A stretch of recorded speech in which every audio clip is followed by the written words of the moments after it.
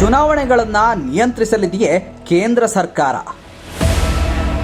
ಕೇಂದ್ರಕ್ಕೆ ಪರಮಾಧಿಕಾರ ನೀಡಲಾಗಿದೆಯೇ? ಏನಿದು ಚುನಾವಣಾ ಆಯುಕ್ತರ ನೇಮಕಾತಿ ಮಸೂದೆ? ದೇಶದಲ್ಲಿ ಚುನಾವಣೆ ನ್ಯಾಯಯುತವಾಗಿ, ನಿಷ್ಪಕ್ಷಪಾತಿಯಾಗಿ, ಸಾಂವಿಧಾನಿಕವಾಗಿ ನಡೆಯಬೇಕು. ಚುನಾವಣಾ ಆಯೋಗದ ಮುಖ್ಯಸ್ಥರು ಯಾವುದೇ ಪಕ್ಷದ ಕೈಗೊಂಬೆಯಾಗಬಾರದು. Blah blah blah. ನಾವು ನೀವು ಎಲ್ಲರೂ ಇದನ್ನೇ ಬಯಸೋದು. ಈ ಹಿಂದೆ ಚುನಾವಣಾ ಆಯೋಗದ ಮುಖ್ಯ ಆಯುಕ್ತರು ಹಾಗೂ ಇತರ ಆಯುಕ್ತರನ್ನ ಆಯ್ಕೆ ಮಾಡಲು ಒಂದು ಸಮಿತಿ ಇತ್ತು. ಇದು ಸುಪ್ರೀಂ ಕೋರ್ಟ್ ನೀಡಿದ ಆದೇಶದ ಮೇರೆಗೆ ರಚಿಸಲ್ಪಟ್ಟ ಸಮಿತಿಯಾಗಿರುತ್ತೆ. ಅದರ ಮುಖ್ಯಸ್ಥರು ಪ್ರಧಾನಿ ಮಂತ್ರಿಯಾದರೆ, ವಿರೋಧ ಪಕ್ಷದ ನಾಯಕರು ಹಾಗೂ ಸುಪ್ರೀಂ ಕೋರ್ಟ್ನ ಮುಖ್ಯ ನ್ಯಾಯಮೂರ್ತಿ ಸದಸ್ಯರಾಗಿರ್ತಾರೆ. Okay, fine. ಈ ಕಮಿಟಿಯನ್ನ ನಂಬಬಹುದು. ವಿರೋಧ ಪಕ್ಷವೂ ಇದೆ, ಆಡಳಿತ ವಿರೋಧ ಎರಡಕ್ಕೂ ಸೇರದ ಸಿಜೆಐ ಕೂಡ ಇದ್ದಾರೆ.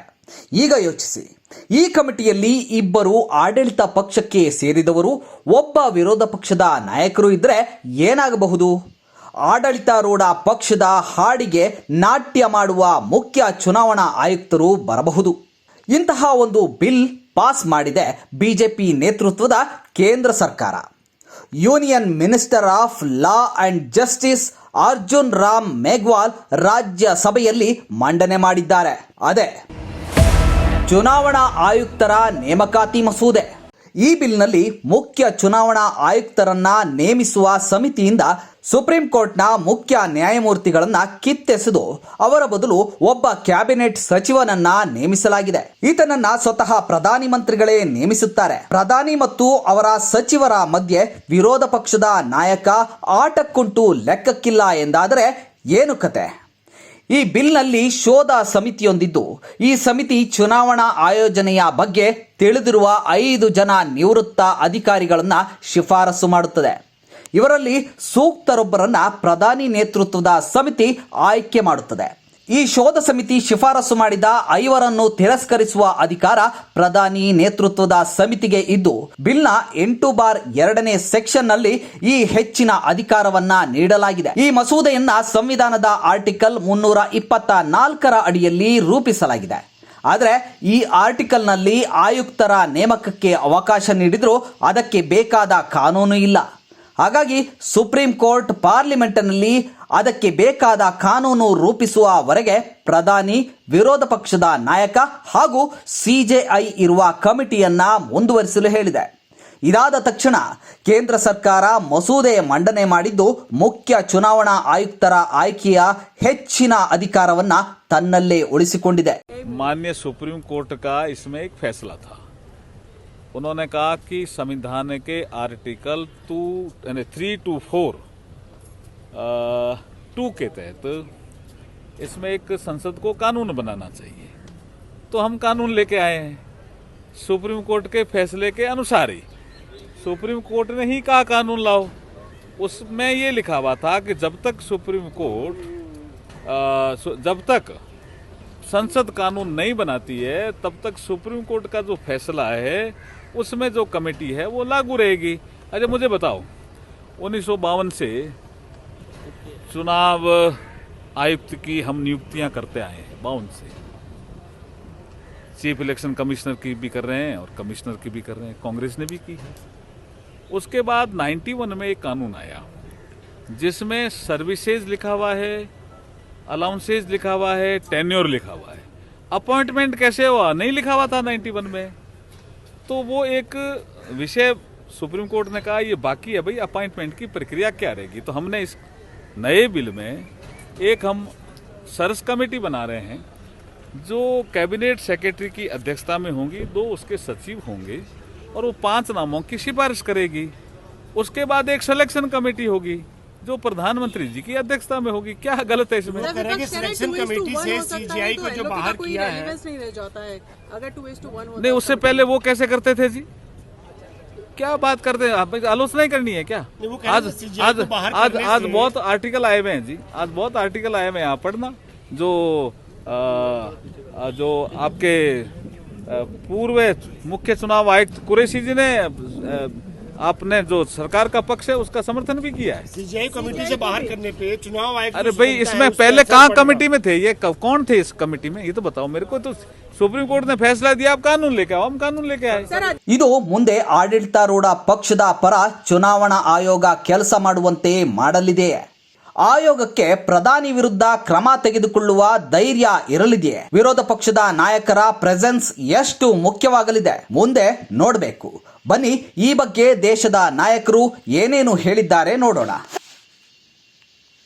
Government has prepared a new bill to present in Parliament regarding appointment of the election commissioners, which essentially provides that appointment of the election commissioners will be made by a committee of Prime Minister, another minister nominated by him, and the leader of opposition.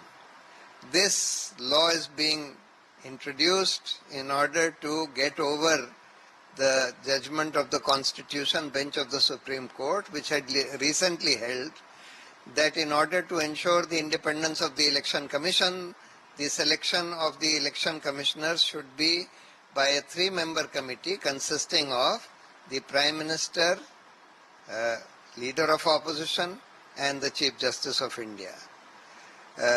That would ensure some degree of independence in the appointments.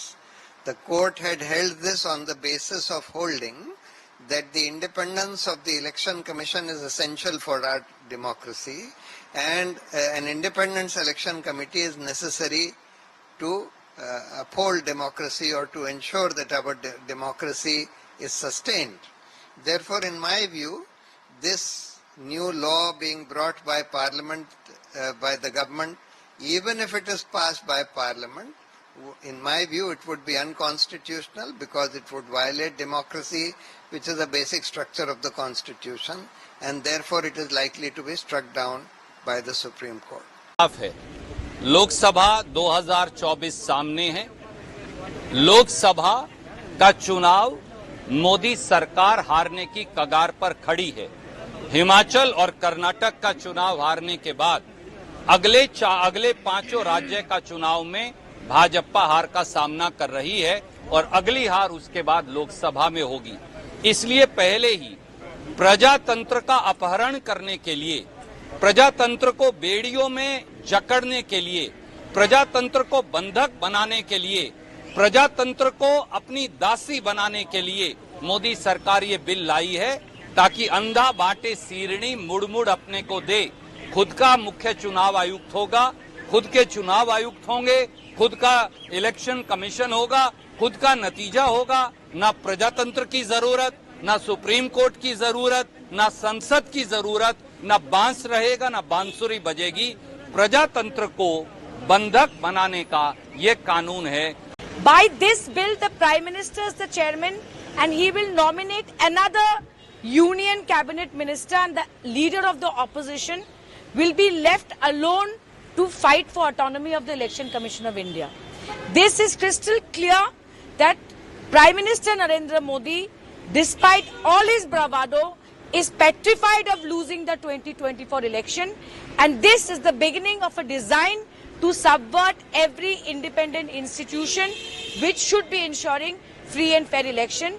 We are vehemently opposing this bill from All India Trinamool Congress, and we will go to every extent possible to make sure that this bill is reversed. माननीय उच्चतम न्यायालय आज देश की संसद में इस कानून को लाके प्रधानमंत्री जी ने यह भी साबित कर दिया कि उनको देश के मुख्य न्यायाधीश तक पे भरोसा नहीं है। समस्या किससे है?